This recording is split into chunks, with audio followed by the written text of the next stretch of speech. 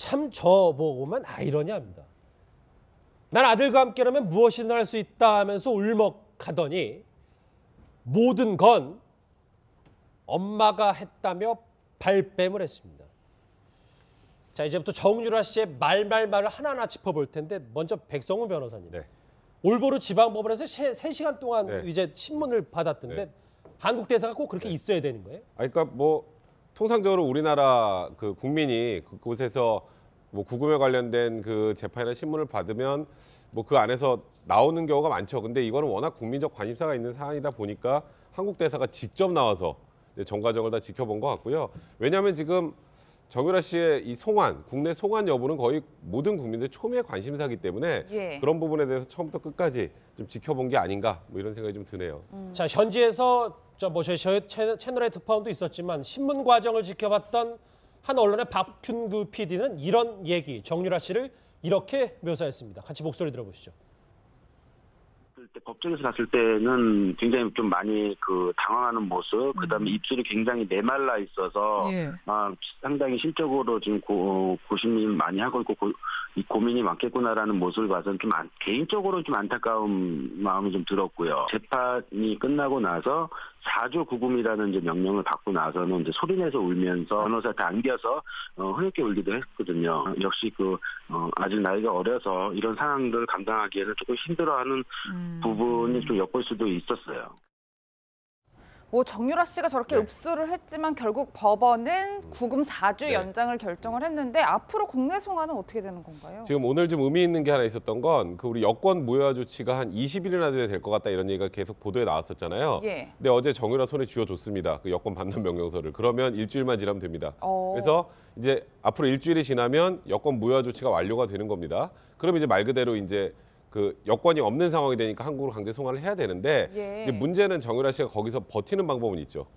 그 자체 지금 구금돼 있는 것 자체도 지금 4주간 해놓은 것도 항소하고 지금 덴마크 대법원까지 갈 것 같다라는 그 변호인의 얘기도 있었거든요. 국선 변호사지만 이제 그렇게 해서 어떻게든 뭐 한국으로 돌아오는 걸 늘려볼 방법은 있지만 일단 여권 무효화 조치가 굉장히 이른 시간에 완료가 되는 상황이기 때문에 심리적으로는 굉장히 힘든 상황이 지속될 가능성이 있고요. 지금 정유라 씨가 심정적으로 굉장히 힘들어진 상황이 되면 뭐 극단적으로 급히 귀국하는 걸로 자진 귀국하는 걸로 결정할 가능성도 배제할 수 없습니다. 일단 뭐 그것도 저희 주목해봐야 될 텐데 그럼 지금부터 우리가 몰랐던 정유라 씨의 입장을 들어봐야 될 것 같습니다. 법정에선 긴장한 기색이었지만 휴정 시간엔 한국 기자들과 거침없는 질의응답을 이어갔습니다. 정유라 씨의 육성은 아마 처음 들어보신 분도 많을 텐데 그 목소리 같이 들어보시죠.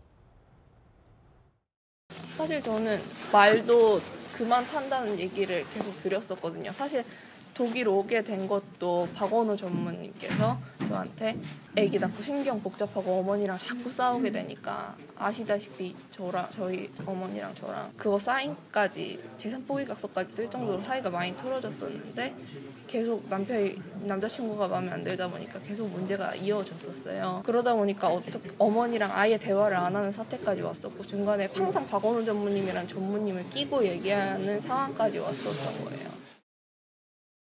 글쎄 제가 정유라 씨라면 이렇게 말을 술술술술 그리고 물어본 질문을 막 살을 붙여서 하기가 덴마크에서 저런 경험 없으면 쉽지 않을 것 같은데 엄마에 대한 원망이 김 교수님 대단하다고 봐야 되는 겁니다. 아니 엄마하고 사이가 안 좋다고 얘기하지 모든 게 자신한테 유리하죠.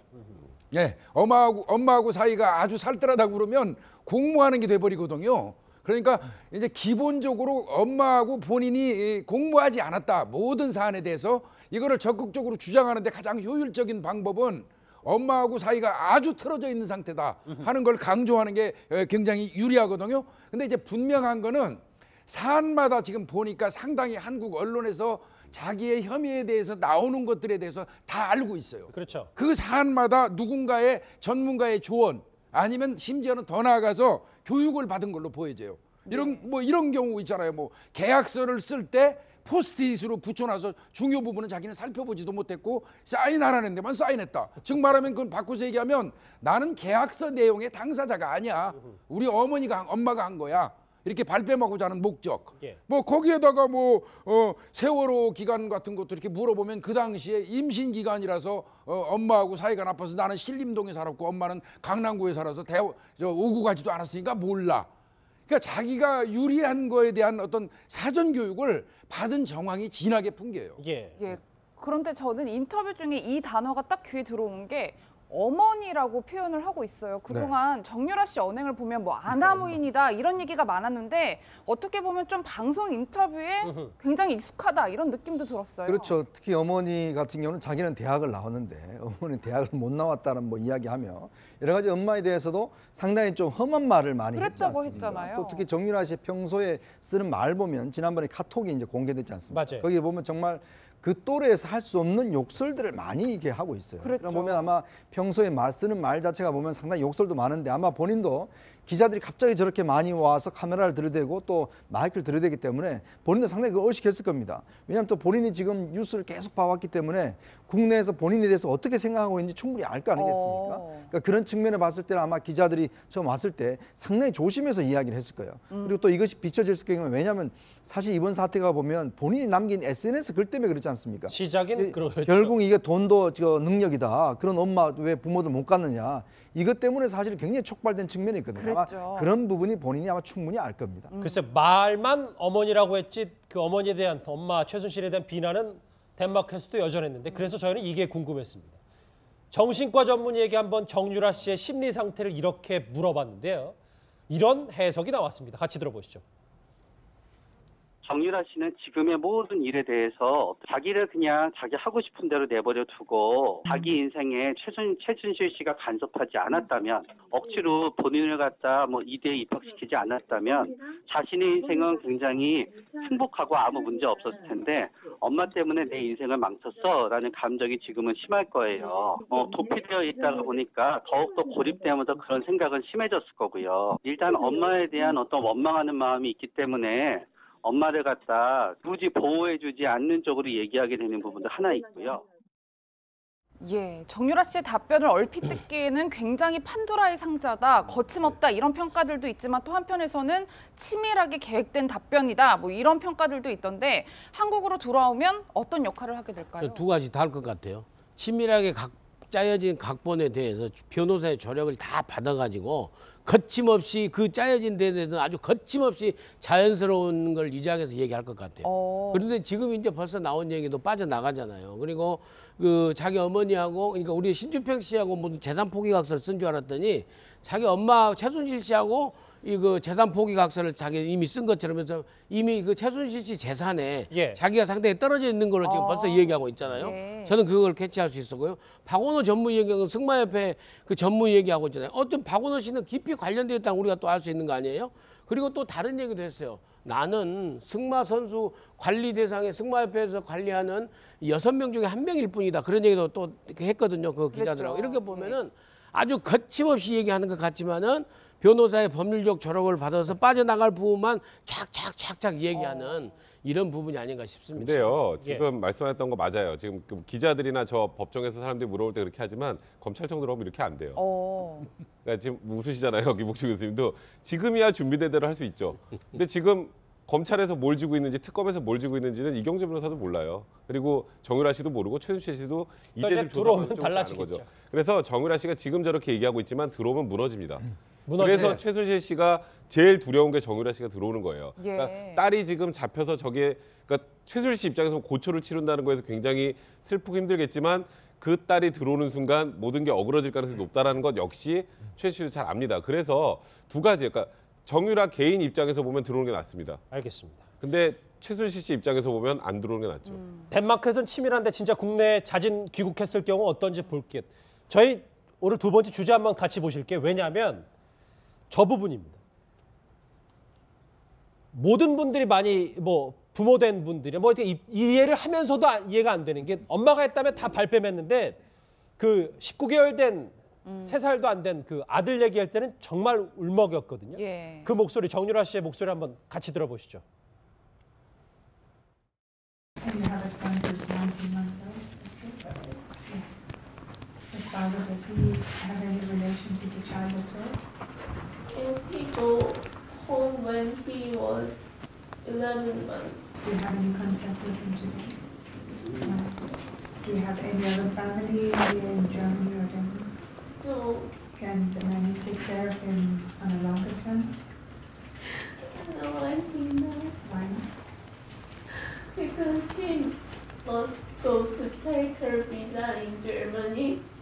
제가 아기를 낳은 지 얼마 안 되고 바로 독일로 왔거든요. 2달 만에 독일 와서 바로 여기서 말을 탔어요. 아기랑만 같이 있으면 한국으로 들어간다고 네. 내일이라도 들어갈 수 있다. 네, 저 진짜 보육원에 있든지 사회단체에 있든지 병원에 입원해 있든지 상관없거든요. 현재 신경 한마디만 얘기해 주세요. 지금 어떠세요? 아기가. 그 말을 들어보면 그냥 느낌이 오잖아요. 엄마 얘기할 때랑 아들 얘기할 때랑 말투가 확 달라서 19개월 된 아들 얘기는 진짜 끔찍하네요. 그렇죠. 왜냐하면 지금 아마 본인도 그럴 겁니다. 지금 어머니 반대에 무릅쓰고 사실 신주평 씨와 사이에서 아기를 낳은 거 아니겠습니까? 특히 또 그 사이를 떨어놓기 위해서 그 최순실, 최순득 씨가 조폭한테까지 부탁을 하는 그런 상황 아니겠어요? 예. 그렇고 신주평 씨가 와서 이제 결혼 생활을 했는데 또 본인의 상당한 갑질 때문에 또 그 최순실 씨가 여전히 사위를 인정하지 않은 것 때문에 신주평 씨가 결국 다시 중도에서 다시 돌아왔지 않습니까? 그러니까 혼자 아마 저 어린 나이에 또 어린 애를 키운다는 것 자체가 굉장히 힘들었을 겁니다. 거기다가 또 말을 이제 본인도 이야기했지만 2개월밖에 되지 않는 상황에서도 말을 타야 된다는 그런 부담감도 있을 거고. 그러나 지금 상황에서는 사실 보모 이외에는 사실 맡아줄 사람이 없지 않습니까? 맞아요. 지금 국내에 들어오면 지금 뭐 장시호 씨도 구속돼 있죠. 엄마도 구속돼 있죠. 또 있을 집도 없어요. 뭐 돈은 많지만 지금 돌볼 수 있는 사람이 없는 상황 아니겠습니까? 또 가족도 지금 아버지는 지금 뭐 지금 그런 상태고. 그러다 보니까 아마 본인 입장에서 보면 이제 자기 아들에 대한 것들을 얼마나 이제 좀 끔찍하게 중요하게 생각하고 특히 이제 이걸 그 상황에서 아마 특검하고 좀 이야기를 하는 것 같습니다. 자기 아들에 대한 것만 함께 있을 수만 있다면 자기도 들어올 수 있겠다. 이제 그런 것들을 이제 지금 하고 협상을 하고 있는 것 같습니다. 예, 김 교수님 지금 네. 정유라 씨는 구금이 돼 있고 뭐 보모는 비자 때문에 옆에 있을 수 없다고 얘기를 하고 있는데 네. 그렇다면 아기는 누가 어떻게 돌보게 되는 건가요? 지금 이제 현재 상태에서는 아마 덴마크 쪽에서도 조건은 걸었어요. 지금 어제 그 30일 연장했죠. 4주 연장하면서 예. 정유라가 그 아이하고 같이 있어야 되는데 지금 맡길 데가 없다고 얘기하니까 그러면 어떤 조건을 한번 생각해 보자고 재판장이 얘기를 했거든요. 예. 그러니까 아마 추후에 저 둘이 같이 있게 할 것인지 수감시설에 이제 그 결정을 아마 덴마크 법정에서 할 것 같습니다. 예. 근데 이제 문제는요. 정유라가 우리나라에 오게 되면 혹시 구속이 된다면 예. 아이하고 같이 교도소에 수감될 가능성이 있어요. 예. 그 영화 뭐 7번 방의 선물인가 7번 그런 방의 것처럼 선물처럼. 진짜 들어가는 거예요? 예, 같이 있을 수도 있어요. 그러니까 이게 이제 정유라 입장에서는 상당히 부담 가는 일이죠. 그것 때문에 한국에 안 온다고 봐도 되는 겁니까? 만약에 저렇게 아이를 중시하는 정유라 씨라면? 그래서 그런 부분이 많이 작용하겠지만 이제 그거보다도요 오고 싶지 않겠죠 현재로서는. 예. 근데 보면- 그럼 아이하고 같이 구치소에 함께 있게 해주면 되잖아요.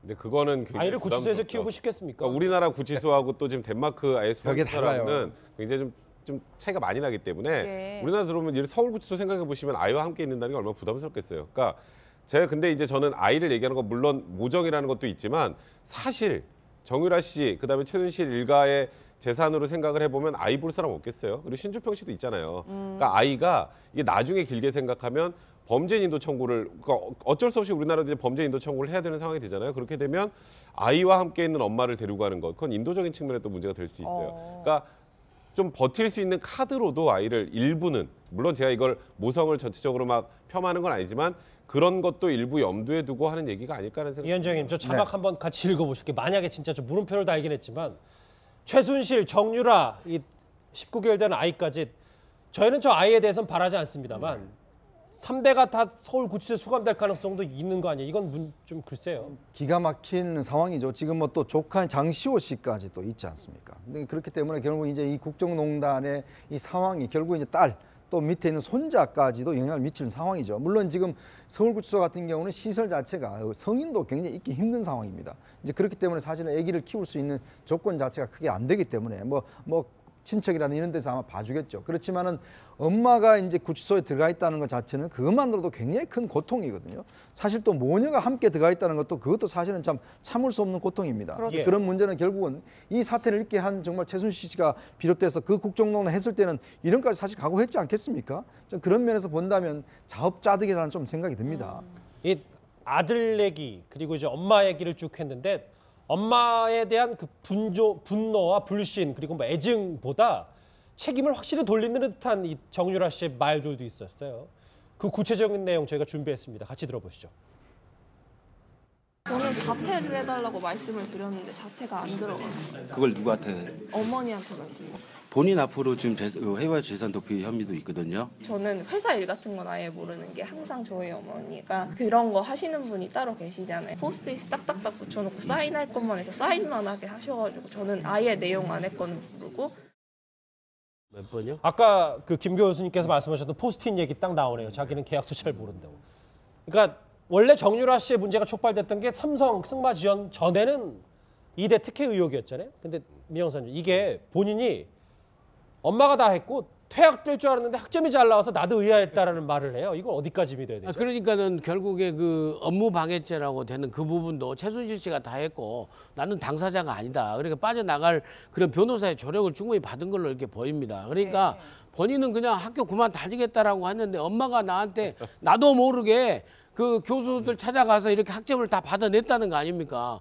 그러면 아마 법률적으로 이 정유라 씨는 빠져나가게 되는 거죠. 그래서 이 정유라 씨가요 굉장히 아들 걱정하면서 굉장히 지금 읍소작전으로 나오고 굉장히 그 피해자 코스프레하고 불쌍한 척하고 지금 저렇게 하는데 속은 아주 다 있습니다. 자기 그 속으로 그 속된 말로 속이 널널하게 다 있기 때문에요. 우리가 그 불필요한 그런 온종주의에 빠질 것이 아니라 냉정하게 빨리 최대한 빨리 갖다 데려와서 구속 시켜서 형벌을 받을 수 있도록 저는 해야 된다고 생각을 합니다. 예. 아니 말이 됩니까? 본인은 학교 다니기 싫은데 엄마가 가서 저기 학점 다 받아줘서 내가 계속 이대생이었다고? 그건 말이 안 되는 거죠. 문자로 리포트 같은 것도 보냈잖아요. 본인이 뭐 나가고 싶어 하면서 뭐 그런 거 하라니까 그런 정도 보냈다면 그건 일단 정유라 씨가 사실이 아닐 가능성이 많고 정유라 씨가 이렇게 엄마한테 다 떠미는 게 또 아마 이거 보시는 분들은 아 저런 배은망덕하게 엄마한테 다 떠밀어 이렇게 생각하시는 분들이 있겠지만 이거는 당연한 거예요. 왜냐하면 최순실 씨는 어차피 못 빠져나갑니다. 그냥 그 아마 최순실 씨 통해서 변호인 한쪽으로 몰아주는 겁니까 그러면? 이게 정유라 씨한테 왔을 가능성이 많아요. 만약에 그게 진짜 그 죄형이라면 한쪽으로 몰아주는 거예요? 아니 충분히 이거 예를 들어서 정유라는 나는 이거 계약서 쓸 때 포스트잇 붙여서 하나도 모르고 내용도 하나도 모르고 엄마가 다 한 거예요. 어차피 엄마는 처벌받습니다. 이게 정유라랑 같이 했건 같이 하지 않았건 엄마는 처벌받기 때문에 아마도 그런 쪽으로 내부적으로 좀 정리가 된 다음에 이 얘기를 하고 있는 게 아닌가. 아까 김 교수님의 생각이랑 저랑 거의 비슷합니다. 제가 볼 때는요. 이거 지금 뭐 단절돼 가지고 누구한테 교육받는 거 없다고 지금 본인은 얘기하잖아요. 아니에요. 한국에서 지금 수사 중에 있고 자신의 혐의가 뭔지까지를 명확하게 알고 거기에 대처하는 방법을 지금 알고 있어요. 그러면 그게 네. 말씀 끊어 죄송한데 최순실 측 변호인인 이경재 변호사가 다 조력을 하는 겁니까? 저는 이제 뭐 가장 합리적으로 의심할 수 있는 분이 그분이라고 저는 생각을 하고 있고요. 그리고 어차피 최순실 씨는 혐의에서 벗어날 수가 없어요. 정유라의 범죄가 밝혀지건 안 밝혀지건 최순실 씨는 처벌받거든요. 예. 그러니까 조금 전에 우리 앵커님께서 말씀하신 것처럼 어머니한테 몰아버리는 거예요. 네. 자기 딸은 처벌받지 않도록. 이건 분명히 또 나빠지는 것도 아니니까. 그럼요. 몰았다고 해서 죄질이 또 최순실 씨가 더 나빠진 것도 아닙니다. 지금하고. 그러니까 정유라 씨가 빠져나갈 수 있는 길을 만들어주는 거니까 저도 이걸 딱 보자마자 굉장히 좀 준비를 많이 했구나라는 생각을 했는데 작전 전략이 네, 그 준비가 아까 말씀하셨던 것처럼 뭐 중간에 이경재 변호사가 됐건 아니면 또 다른 제3자가 또 연결고리가 있건 뭐 그거야 저희가 정확하게 알 수 없지만 한국의 사정을 너무 잘 알고 있고 전 백 선생에서 깜짝 놀랐어요. 그 며칠 안 됐잖아요. 우리 뉴스 본 지.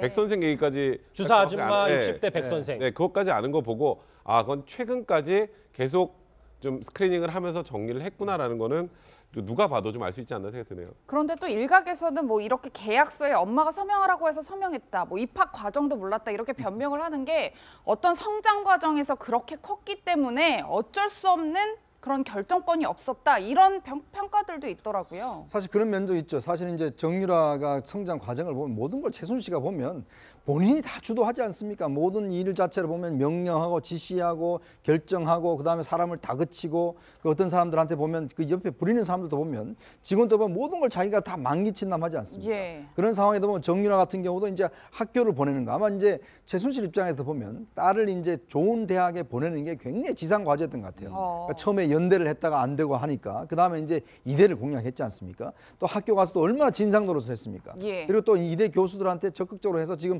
저 이인하 교수가 이제 구속된 그런 것도 보면 실제로 굉장히 딸의 입학을 위해서 본인이 많이 뛰었다는 게 흔적이 나오잖아요. 그러면 이제 어떤 면은 치맛바람 이는 게 굉장히 센 치맛바람이 이야기할 수가 있겠죠. 그러니까 지금까지 온 걸 보면 특히 또 승마라는 걸 통해서 학교를 입학시킨 걸 보면 예전에 장시호 씨가 그런 한번 한 적이 있기 때문에 그런가 똑같은 방법으로 일단 대학을 진학시켰던 거. 그런 면에서 보면 아마 그 최준희가 최근에 그랬지 않습니까? 딸 문제와 관련해서 자신 이대 절대 부정한 걸로 들어가지도 않았다. 이미 이제 이대는 이미 부정을 끝났거든요.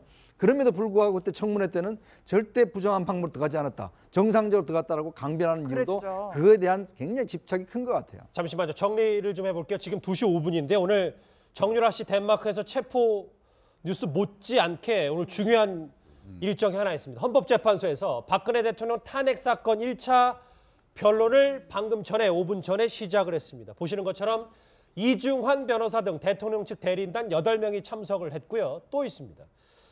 그러니까 국회 쪽이잖아요. 이제 권성동 의원 등 국회 측 대리인단 9명도 참석을 했습니다. 아까 저 뉴스 서두에 말씀드렸다시피 시민들은 지금 방청권 배부, 아까 200명이라고 했잖아요. 방청권 배부 1시간 반 전부터 저런 역사적인 헌법재판소의 대통령 탄핵 사건 1차 변론을 지켜보기 위해서 이렇게 기다리고 있습니다. 예, 44명이 참석을 하죠. 그렇죠. 현장 상황이 영상이 오고 그리고 뭐 이제 현장 분위기 그 헌법재판소 앞에서도 뭐 일단 집회도 열린다고 하니까 그 현장도 바로 얘기를 해볼게요. 예. 다시 정유라 씨 얘기를 좀 해볼게요. 민영수 원장님. 예. 아까 온정주의에 우리가 쉽게 빠지면 안 된다고 했는데 예.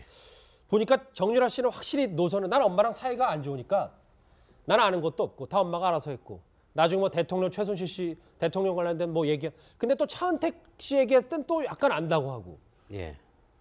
그러니까 이제 차은택 씨 안다고 정유라 씨가 얘기해봐야 정유라 씨한테 무슨 범죄 뭐 구성이 되겠습니까? 상식적으로 보면은 국정농단에 있어서 그런 측면에서 이제 그 살짝 이렇게 도와주는 척하면서 아무런 본인한테 피해가 안 되는 얘기는 살짝 본대로 느낀 대로 무슨 주사 아줌마가 백 선생이라고 그 얘기도 해주고 예. 차은택 씨 한번 봤다고 얘기도 해주고 정작 자기 부분에 있어서는 문제는 최순실 씨 가장 중요한 재산의 문제, 그다음에 이대 입학의 문제 이런 부분에서 그다음에 그 삼성하고 계약서는 나는 아무것도 모르고 그냥 서명만 했다라고 그랬죠. 얘기합니다. 사실 또 보면은 그 말은 맞아요.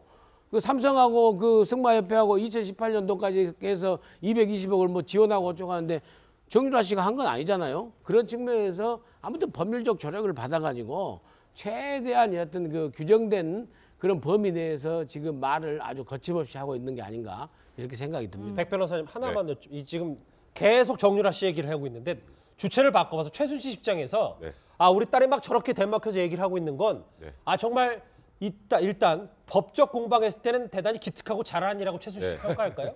저는 그렇게 평가할 것 같아요. 최순실 씨가 이 얘기를 다 듣는다면.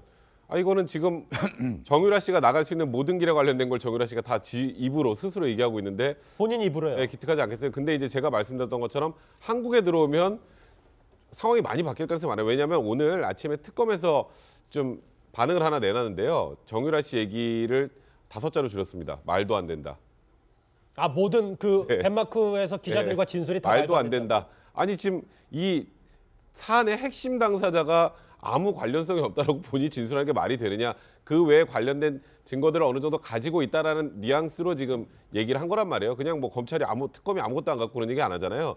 그래서 제가 보기에 들어오기 시작하면은 최순실 씨한테는 정유라 씨가 재앙이 될 가능성이 굉장히 많습니다. 예, 사실 국민 정서상으로는 내일이라도 빨리 그렇죠. 들어왔으면 하는 게 마음인데 정유라 씨 언제쯤 국내에서 얼굴을 볼 수 있을까요? 일단은 특검에서 협상은 거부했죠. 저쪽에서 불구속 상태로만 아이랑 같이 있게만 해주면 3일 안에 들어가겠다고 하는데 그랬죠. 사실 그렇게 원칙을 저버리는 건 정말 특검에서도 하면 안 되죠. 그러니까 특검에서도 당장 정말 극단적으로 특검 기간이 다 경과한 이후에까지도 못 들어오더라도 원칙을 지키겠다는 입장인데 일단 범죄인도 청구를 해야 되잖아요. 근데 그게 그냥 이렇게 서류 한 장에서 빨리 보내주세요 이렇게 보내는 게 아니라 공소장에 준하는 내용 정도의 범죄 사실을 적고 그 안에 증거 자료까지 다 첨부하고 그다음에 덴마크 말로 다 번역을 해서 그걸 보내야 된단 말이에요. 그러니까 지금 벌써 범죄인도 청구 준비하고 있단 말이에요. 그러니까 이쪽에서 심경의 변화를 느껴서 자진 귀국하겠다고 하지 않는 한 최소 앞으로 뭐 길면 그러니까 지금 짧아도 한 달 이상 정도는 걸릴 수밖에 없는 상황이기 때문에 한 달 이상.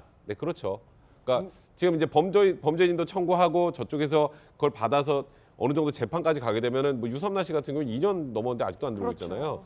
그러니까 지금은 어떻게 하는 게 최선인지 그걸 한번 좀 고민해 볼 시기라는 생각이 듭니다. 네, 인도 청구를 하게 되면 덴마크 자체 내에서 재판을 해야 돼요. 그렇죠. 재판 절차를 반드시 거치도록 돼 있습니다. 근데 김 교수님, 예. 일각에서 이런 얘기가 정유라 씨가 그래도 19살 박이의 19개월짜리 아들을 둔 엄마이기 때문에 본인이 구금만 풀어주면 나 아들과 같이 있으니까 내가 말도 있고 아들도 있는데 어딜 도망가겠느냐, 좀 풀어달라. 그럼 좀 풀어줘도 되지 않냐라는 얘기를 하는 게 있어요. 그럼 어떻게 보세요? 그런데 그거는 이제 사법 절차에서 그건 독이 될 수가 있어요. 만약에 이런 전례가 만약에 만들어진다면 이후에 똑같은 사례가 발생했을 때 불구속을 전제로 해서 나 귀국할게. 이런 악습이 전수될 수 있거든요. 그래서 그런 타협은 기본적으로 안 하는 게 맞고요.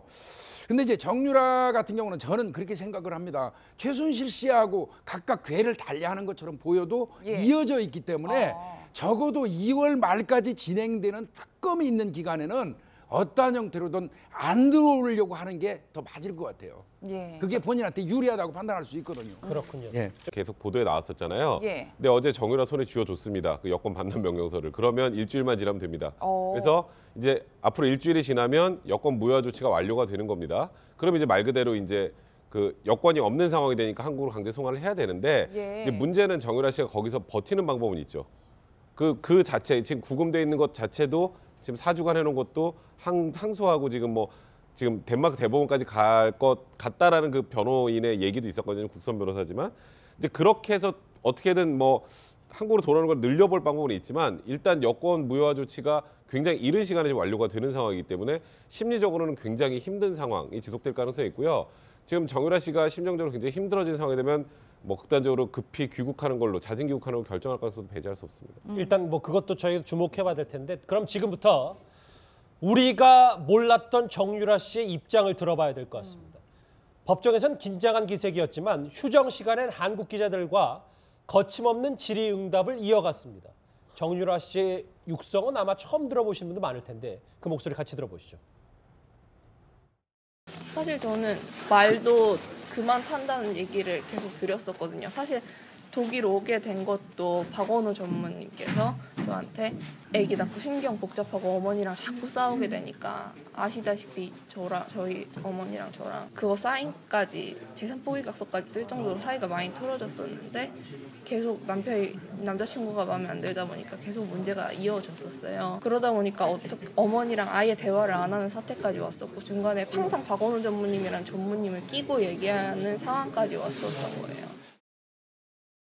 글쎄 제가 정유라 씨라면 이렇게 말을 술술술술 그리고 물어본 질문을 막 살을 붙여서 하기가 덴마크에서 저렇게 경험 없으면 쉽지 않을 것 같은데. 많은데 아마 본인도 기자들이 갑자기 저렇게 많이 와서 카메라를 들이대고 또 마이크를 들이대기 때문에 본인도 상당히 의식했을 겁니다. 왜냐하면 또 본인이 지금 뉴스를 계속 봐왔기 때문에 국내에서 본인에 대해서 어떻게 생각하고 있는지 충분히 알 거 아니겠습니까? 그러니까 그런 측면에 봤을 때는 아마 기자들이 처음 왔을 때 상당히 조심해서 이야기를 했을 거예요. 그리고 또 이것이 비춰졌을 경우에 왜냐하면 사실 이번 사태가 보면 본인이 남긴 SNS 글 때문에 그렇지 않습니까? 시작은 그렇죠. 결국 이게 돈도 능력이다. 그런 엄마 왜 부모들 못 갔느냐. 이것 때문에 사실 굉장히 촉발된 측면이 있거든요. 아마 그런 부분이 본인이 아마 충분히 알 겁니다. 글쎄 말만 어머니라고 했지 그 어머니에 대한 엄마 최순실에 대한 비난은 덴마크에서도 여전했는데 그래서 저희는 이게 궁금했습니다. 정신과 전문의에게 한번 정유라 씨의 심리 상태를 이렇게 물어봤는데요. 이런 해석이 나왔습니다. 같이 들어보시죠. 정유라 씨는 지금의 모든 일에 대해서 자기를 그냥 자기 하고 싶은 대로 내버려 두고 자기 인생에 최순실 씨가 간섭하지 않았다면 억지로 본인을 갖다 이대에 입학시키지 않았다면 자신의 인생은 굉장히 행복하고 아무 문제 없었을 텐데 엄마 때문에 내 인생을 망쳤어라는 감정이 지금은 심할 거예요. 도피되어 있다가 보니까 더욱더 고립되면서 그런 생각은 심해졌을 거고요. 일단 엄마에 대한 어떤 원망하는 마음이 있기 때문에 엄마를 갖다 굳이 보호해주지 않는 쪽으로 얘기하게 되는 부분도 하나 있고요. 정유라 씨의 답변을 얼핏 듣기에는 굉장히 판도라의 상자다, 거침없다 이런 평가들도 있지만 또 한편에서는 치밀하게 계획된 답변이다 이런 평가들도 있던데 한국으로 돌아오면 어떤 역할을 하게 될까요? 두 가지 다 할 것 같아요. 치밀하게 짜여진 각본에 대해서 변호사의 조력을 다 받아가지고 거침없이 그 짜여진 데 대해서 아주 거침없이 자연스러운 걸 이장해서 얘기할 것 같아요. 그런데 지금 이제 벌써 나온 얘기도 빠져나가잖아요. 그리고 그 자기 어머니하고 그러니까 우리 신주평 씨하고 무슨 재산 포기각서를 쓴 줄 알았더니 자기 엄마 최순실 씨하고 이 재산 포기 각서를 자기 이미 쓴 것처럼 해서 이미 그 최순실 씨 재산에 예. 자기가 상당히 떨어져 있는 걸로 지금 벌써 얘기하고 있잖아요. 예. 저는 그걸 캐치할 수 있었고요. 박원호 전무위원은 승마협회 그 전무 얘기하고 있잖아요. 어떤 박원호 씨는 깊이 관련되어 있다는 우리가 또 알 수 있는 거 아니에요? 그리고 또 다른 얘기도 했어요. 나는 승마 선수 관리 대상에 승마협회에서 관리하는 6명 중에 1명일 뿐이다. 그런 얘기도 또 했거든요. 그 기자들하고. 그랬죠. 이렇게 보면은 아주 거침없이 얘기하는 것 같지만은 변호사의 법률적 졸업을 받아서 빠져나갈 부분만 촥촥촥촥 얘기하는 이런 부분이 아닌가 싶습니다. 근데요, 지금 말씀하셨던 거 맞아요. 지금 기자들이나 저 법정에서 사람들이 물어볼 때 그렇게 하지만 검찰청 들어오면 이렇게 안 돼요. 그러니까 지금 웃으시잖아요, 김복주 교수님도. 지금이야 준비된 대로 할 수 있죠. 근데 지금 검찰에서 뭘 쥐고 있는지, 특검에서 뭘 쥐고 있는지는 이경재 변호사도 몰라요. 그리고 정유라 씨도 모르고 최순실 씨도 이제 좀 들어오면 조사가 달라지겠죠. 거죠. 그래서 정유라 씨가 지금 저렇게 얘기하고 있지만 들어오면 무너집니다. 무너지네. 그래서 최순실 씨가 제일 두려운 게 정유라 씨가 들어오는 거예요. 예. 그러니까 딸이 지금 잡혀서 저게, 그러니까 최순실 씨 입장에서 고초를 치른다는 거에서 굉장히 슬프고 힘들겠지만 그 딸이 들어오는 순간 모든 게 어그러질 가능성이 높다라는 것 역시 최순실 잘 압니다. 그래서 두 가지, 그러니까 정유라 개인 입장에서 보면 들어오는 게 낫습니다. 알겠습니다. 근데 최순실 씨 입장에서 보면 안 들어오는 게 낫죠. 덴마크에서는 치밀한데 진짜 국내에 자진 귀국했을 경우 어떤지 볼게요. 저희 오늘 두 번째 주제 한번 같이 보실게요. 왜냐하면 저 부분입니다. 모든 분들이 많이 뭐 부모된 분들이 뭐 이렇게 이해를 하면서도 이해가 안 되는 게 엄마가 했다면 다 발뺌했는데 그 19개월 된 3살도 안 된 그 아들 얘기할 때는 정말 울먹였거든요. 예. 그 목소리 정유라 엄마에 대한 원망이 김 교수님 대단하다고 봐야 되는 겁니다. 아니 엄마하고 사이가 안 좋다고 얘기하지 모든 게 자신한테 유리하죠.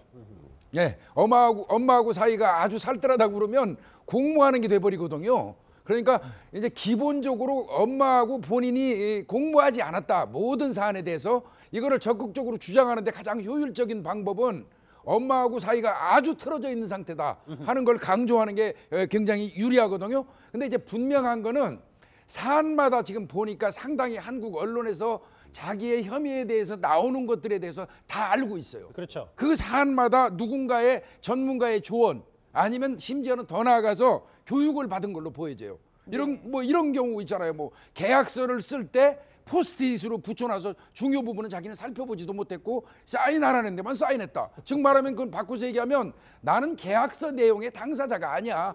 우리 엄마가 한 거야. 이렇게 발뺌하고자 하는 목적. 예. 뭐 거기에다가 세월호 기간 같은 것도 이렇게 물어보면 그 당시에 임신 기간이라서 엄마하고 사이가 나빠서 나는 신림동에 살았고 엄마는 강남구에 살아서 오고 가지도 않았으니까 몰라. 그러니까 자기가 유리한 거에 대한 어떤 사전 교육을 받은 정황이 진하게 풍겨요. 예. 예. 그런데 저는 인터뷰 중에 이 단어가 딱 귀에 들어온 게 어머니라고 표현을 하고 있어요. 그동안 정유라 씨 언행을 보면 뭐 아나무인이다 이런 얘기가 많았는데 어떻게 보면 좀 방송 인터뷰에 굉장히 익숙하다 이런 느낌도 들었어요. 그렇죠. 특히 어머니 같은 경우는 자기는 대학을 나왔는데 어머니는 대학을 못 나왔다는 뭐 이야기하며 여러 가지 엄마에 대해서도 상당히 좀 험한 말을 많이 했지 그랬다고 않습니까? 했잖아요. 또 특히 정유라 씨 평소에 쓰는 말 보면 지난번에 카톡이 이제 공개됐지 않습니까? 맞아요. 거기에 보면 정말 그 또래에서 할 수 없는 욕설들을 많이 이렇게 하고 있어요. 그랬죠. 그럼 보면 아마 평소에 쓰는 말 자체가 보면 상당히 욕설도 참 저 보고만 아이러니합니다.